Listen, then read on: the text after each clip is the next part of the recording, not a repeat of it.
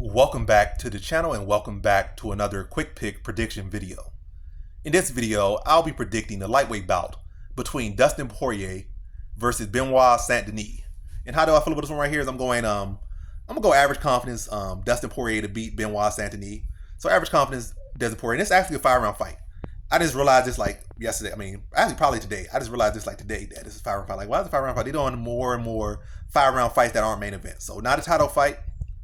Not a main event, but it's a 5-round fight because it's a fans main event, just like they had with Yair versus Brian Ortega. I think that was the first one I realized was like a 5-round fight that wasn't a main event or for a title, interim, BMF, none of that. It's a 5-round fight, just a people's main event type of fight. Now that's the new 5-round edition. So it don't have to be the main event. It don't have to be for a title of any sort. It doesn't even have to be a title eliminator. If they feel it's a people's main event, they could make it a 5-round fight.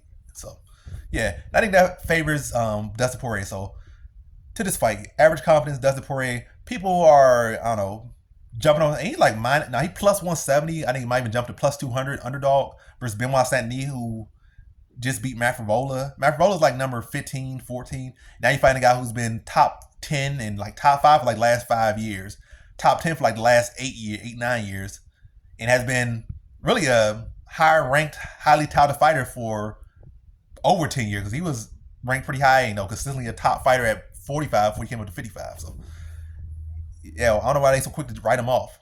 And I know last year I wrote off Justin Gaethje, similar to how people are writing off Dustin Poirier. Oh, like it's his time. This guy's coming up. Oh, Fiziev is his time, and blah blah blah. It sound pretty. Matter of fact, Fiziev had a better, case. Benoit Saint-Denis got literally like zero striking defense, chin up all the way in the air. Doesn't set up his strikes the best typically. Those empty kicks a lot. Chin all the way up in the air, swinging, walks into range with a chin up in the air, swinging big shots. Going against one of the best boxers in MMA. And even then, I think in all his fights, he still get caught. I think Frevola caught him. I think Moises caught him. It's just that they didn't catch him as flesh as he can. Now he's going to one of the better strikers. And I know Poirier going to catch him coming in like with a chin up in the air. So he's been consistently getting caught with check hooks every single fight. He might be coming out the winner outside of his debut, but he been caught with check hooks every single fight. Chin wide up in the air, squares, like his whole body square, chin up in the air. You can see his Adam's apple. The man chin be high up in the air, he be square, and but he gets by because he just pressure you, break you down, and then he starts to grab you. But I would say Benoit Saint-Denis is the most technical fighter. He's underratedly smart. I would say that he's not an idiot at all. But his technique can be a little bit forced. His approach can be very rough. That leaves it open to counters. And on Poirier's side, he actually has intelligent defense for the most part. Pretty good defense. That's what he don't just get by because he has a sturdy chin. He has a solid defense system that's able to, so he can block and get back into the fight. Catch his senses and get back to the fight. I feel like Benoit Saint-Denis doesn't really have that. He just kind of harshes his way through adversity as opposed to actually having legit technique to move his head. No head movement either. It's not a case like he could block, he could shell up a little bit, move or something. Then maybe keep his eyes, good eyes as well, good defense, head movement, then the eyes as well to see his opponent. I see his opponent about to load up on overhand, let me duck under, blast, double leg him, and now I can get a better chance to game myself. It's not really none of that with him. It's just I think a lot of times he don't be saying the stuff he's throwing. I think he'd be out there getting rocked. His eyes be glazed, and he'd be out there saying he sees red. He's a fan's fighter. He's the casual's fan favorite fighter. He goes out there, he just like you see red, he sees red. But no insult. He's a solid guy, but I think people are sleeping on Poirier. Usually I've been hating on Poirier, but I definitely think this line is disrespectful to him. And look at the people he's been fighting. Gaethje, former world champion, former interim champion.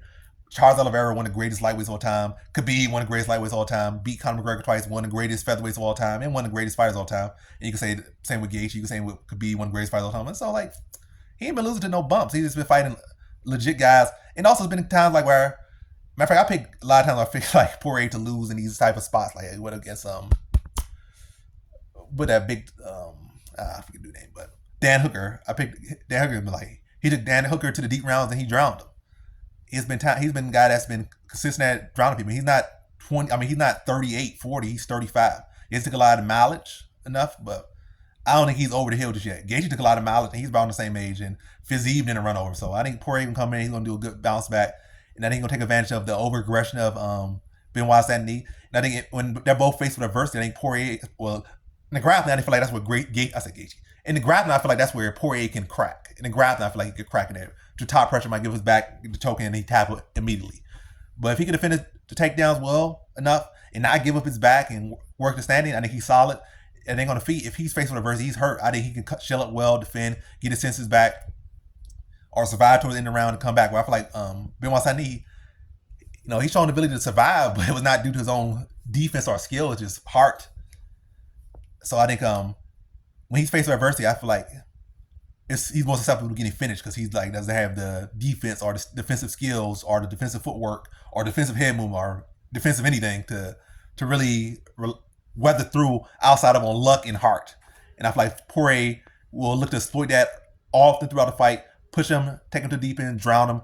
And I think Poirier finished him 4th round TKO. Fun fight, early fight of the year contender, and it's probably gonna go all the way to the end of the year. It's gonna be probably top 5 fights of the year because it just has everything written on it. And I think Poirier's gonna bring it out of him. I think Benoit said he's gonna bring it out of him, but I think that experience is gonna help Poirier. Actual defensive skills of Poirier is gonna help him. And the fact that Poirier, I think, is a much more technical striker. The grappling is the biggest concern for me, but I feel like Poirier is a solid grappler as well.